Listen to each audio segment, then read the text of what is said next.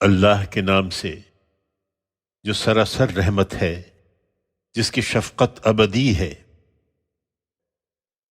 پھر کیا یہ لوگ جو بری تدبیریں کر رہے ہیں اس بات سے بے خوف ہو گئے ہیں کہ اللہ ان کو زمین میں دھسا دے، یا ان پر وہاں سے عذاب آ جائے جہاں سے انہیں گمان بھی نہ ہو، یا ان کو چلتے پھرتے پکڑ لے؟ وہ ایسا کرنے پر آ جائے تو یہ اس کو عاجز نہیں کر سکتے، یا ان کو ایسی حالت میں پکڑ لے کہ یہ خود بھی اس کا اندیشہ محسوس کر رہے ہوں۔ وہ انہیں مہلت دے رہا ہے، اس لیے کہ تمہارا پروردگار بڑا ہی نرم خو ہے، اس کی شفقت ابدی ہے۔ اللہ نے جو چیز بھی پیدا کی ہے، کیا یہ اس کو نہیں دیکھتے کہ اس کے سائے اللہ کو سجدہ کرتے ہوئے دائیں اور بائیں سے پلٹتے ہیں، اور جن کے یہ سائے ہیں ان پر فروتنی طاری ہوتی ہے۔ حقیقت یہ ہے کہ زمین اور آسمانوں میں جتنے جاندار ہیں وہ سب خدا ہی کو سجدہ کرتے ہیں، اور خدا کے فرشتے بھی۔ وہ کبھی سرتابی نہیں کرتے، وہ اپنے اوپر اپنے پروردگار سے ڈرتے ہیں، اور وہی کرتے ہیں جس کا انہیں حکم دیا جاتا ہے۔ اللہ نے فرمایا ہے کہ دو معبود نہ ٹھہراؤ، وہ ایک ہی معبود ہے، اس لیے مجھی سے ڈرو۔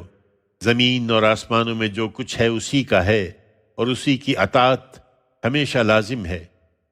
پھر کیا اللہ کے سوا اوروں سے ڈرتے ہو؟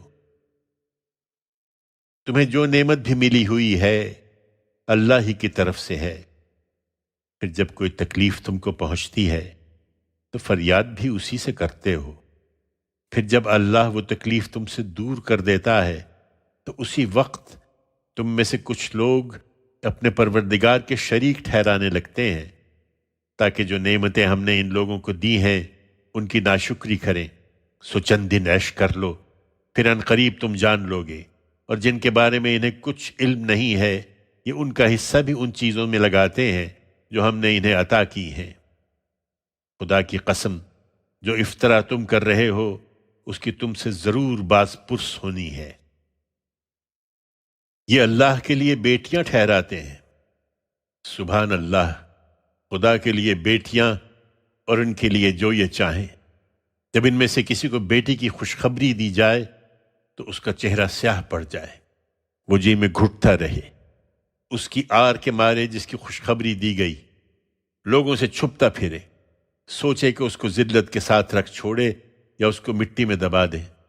سنو، کیا ہی برا فیصلہ ہے جو یہ کرتے ہیں۔ حقیقت یہ ہے کہ بری تمثیل کے لائق تو وہ لوگ ہیں جو آخرت کو نہیں مانتے۔ اللہ کے لیے تو سب سے برتر تمثیلیں ہیں، وہ زبردست ہے، بڑی حکمت والا ہے۔ اگر اللہ لوگوں کے ظلم پر فوراً انہیں پکڑ لیتا تو زمین پر کسی جاندار کو نہ چھوڑتا، لیکن اس کا قاعدہ ہے کہ وہ ایک مقرر وقت تک انہیں مہلت دیتا ہے۔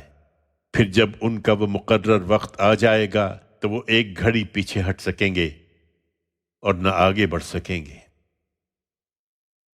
یہ اللہ کے لیے وہ چیزیں تجویز کر رہے ہیں جو خود اپنے لیے پسند نہیں کرتے، اور ان کی زبانیں جھوٹ کہتی ہیں کہ ان کے لیے آگے بھی بھلائی ہے۔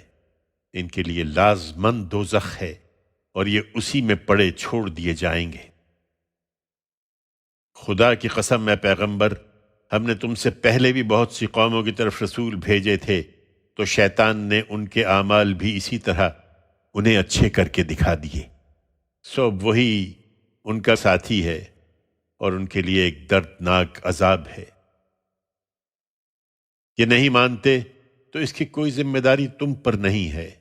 ہم نے یہ کتاب صرف اس لیے تم پر اتاری ہے کہ اس کے ذریعے سے تم وہ چیز ان پر اچھی طرح واضح کر دو جس میں یہ اختلاف کر رہے ہیں، اور اس لیے کہ یہ ان لوگوں کے لیے ہدایت اور رحمت ہو جو اس کو مان لیں۔ حقیقت یہ ہے کہ اللہ ہی نے آسمان سے پانی برسایا، پھر اس سے زمین کو اس کے مردہ ہو جانے کے بعد زندہ کر دیا۔ اس میں یقیناً ان لوگوں کے لیے بڑی نشانی ہے جو سنتے ہیں، اور تمہارے لیے چوپایوں میں بھی یقیناً بڑا سبق ہے۔ ہم ان کے پیٹوں کے اندر کے گوبر اور خون کے درمیان سے تم کو خالص دودھ پلاتے ہیں جو پینے والوں کے لیے نہایت خوشگوار ہے۔ اسی طرح کھجور اور انگور کے پھلوں سے بھی تم ان سے نشے کی چیزیں بھی بناتے ہو اور کھانے کی اچھی چیزیں بھی۔ اس میں یقیناً ان لوگوں کے لیے بڑی نشانی ہے جو عقل سے کام لیتے ہیں۔ تم دیکھتے نہیں ہو کہ تمہارے پروردگار نے شہد کی مکھی پر وحی کی کہ پہاڑوں اور درختوں میں اور لوگ جو اونچی اونچی ٹٹیاں بنا لیتے ہیں ان میں چھتے بنا، پھر ہر قسم کے پھلوں سے رس چوس اور اپنے پروردگار کی ہموار کی ہوئی راہوں پر چلتی رہ۔ اس کے پیٹ سے ایک مشروب نکلتا ہے جس کے رنگ مختلف ہوتے ہیں، اس میں لوگوں کے لیے شفا ہے۔ اس کے اندر بھی یقیناً ان لوگوں کے لیے بڑی نشانی ہے جو غور کرتے ہیں۔ اسی طرح اللہ نے تم کو پیدا کیا ہے، پھر وہی تم کو موت دیتا ہے۔ تم میں سے کچھ پہلے رخصت ہو جاتے ہیں اور تم میں سے کچھ ارذل عمر کو پہنچا دیے جاتے ہیں، اس لیے کہ بہت کچھ جاننے کے بعد پھر کچھ نہ جانے۔ حق یہ ہے کہ اللہ ہی جاننے والا ہے، وہی ہر چیز پر قدرت رکھتا ہے۔ پھر یہ بھی دیکھو کہ اللہ نے تم میں سے بعض کو بعض پر روزی میں برتری دے رکھی ہے، پھر جن کو برتری دی گئی ہے وہ اپنی روزی اپنے غلاموں کو نہیں دے دیتے کہ وہ اس میں برابر ہو جائیں، لیکن خدا کے بارے میں یہی سمجھتے ہیں کہ اس نے اپنی خدائی دوسروں میں بانٹ دی ہے اور یہ انہی سے پاتے ہیں۔ تو کیا یہ اللہ کی نعمت کا انکار کر رہے ہیں؟ پھر یہ بھی دیکھو کہ اللہ نے تمہارے لیے تمہاری ہی جنس سے بیویاں بنائیں اور تمہاری بیویوں سے تمہارے لیے بیٹے اور پوتے پیدا کیے اور تمہیں کھانے کی پاکیزہ چیزیں عطا فرمائیں۔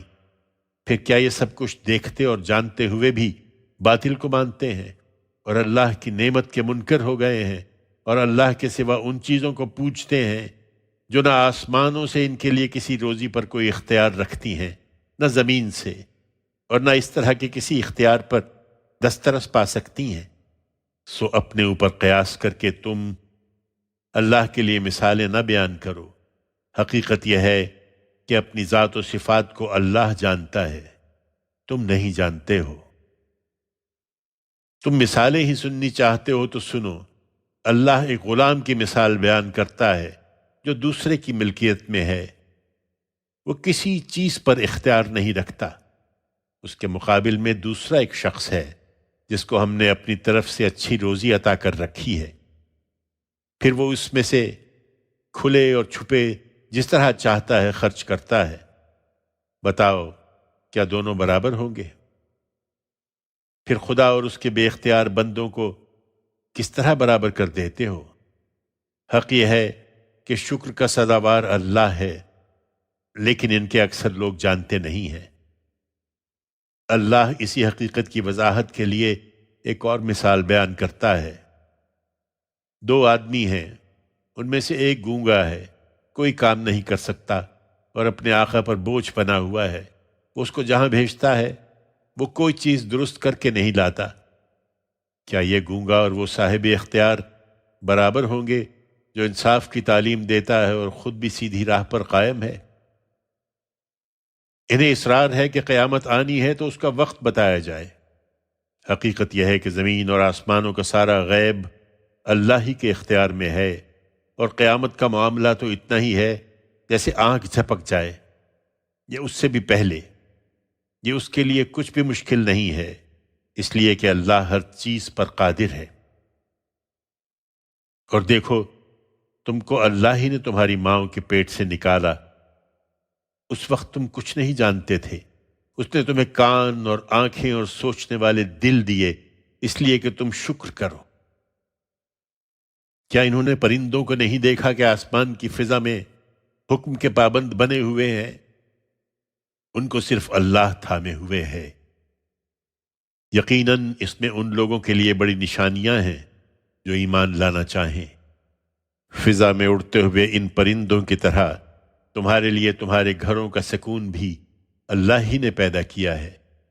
اسی نے تمہارے لیے چوپایوں کی کھال کے گھر بنائے ہیں جنہیں تم اپنے کوچ اور قیام کے وقت نہایت ہلکا پاتے ہو، اور ان کی اون اور ان کے روؤں اور ان کے بالوں سے تمہارے لیے گھروں کا سامان اور برتنے کی بہت سی چیزیں بنائی ہیں جن سے ایک وقت تک فائدہ اٹھاتے ہو۔ اور اللہ ہی نے تمہارے لیے اپنی پیدا کی ہوئی چیزوں کے سائے بنائے ہیں، اور پہاڑوں میں تمہارے لیے پناہ گاہیں بنائی ہیں، اور تمہارے لیے ایسے لباس بنائے ہیں جو تم کو تمہارے ملک کی گرمی سے بچاتے ہیں، اور ایسے لباس بنائے ہیں جو تمہاری ایک دوسرے کے ساتھ لڑائی میں تمہاری حفاظت کرتے ہیں۔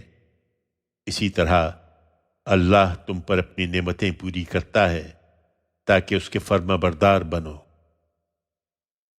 اس کے باوجود یہ لوگ اگر منہ موڑتے ہیں تو اے پیغمبر تم پر صاف صاف پہنچا دینے ہی کی ذمہ داری ہے، اس کا نتیجہ یہ خود بھگتیں گے، اس لیے کہ یہ وہ لوگ ہیں جو اللہ کی نعمتوں کو پہچانتے ہیں پھر ان سے انجان بن جاتے ہیں۔